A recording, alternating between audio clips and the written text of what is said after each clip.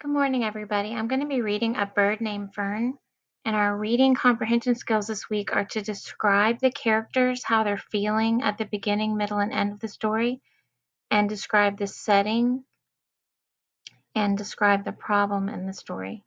So the story is called A Bird Named Fern. Little Fern was always full of questions. She wanted to know about everything in the world. So we can already tell that who is a character? Fern is a character, and we already can describe her. So we know that she's curious because she wants to know about everything in the world. So this is how she feels at the beginning.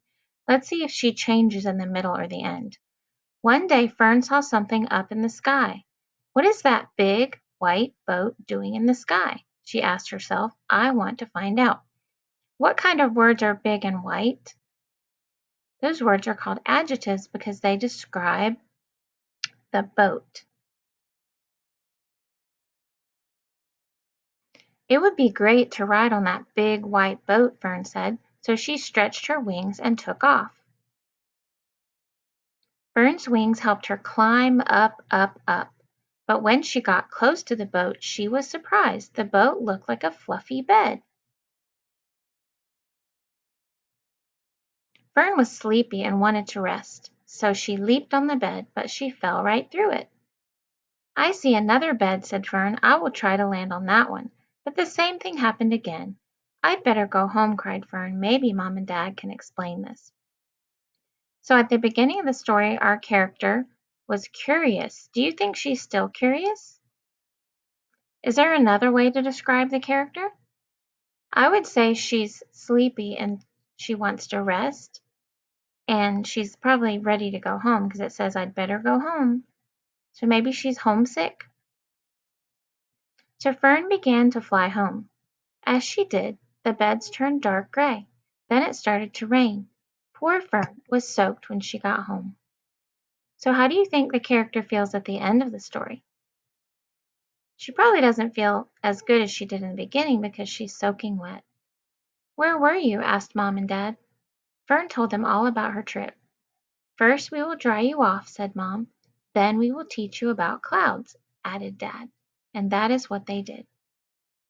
What did the clouds look like to Fern? Do you remember what the clouds looked like? There's one cloud. One looked like a boat. And then she thought it looked like a what? A bed.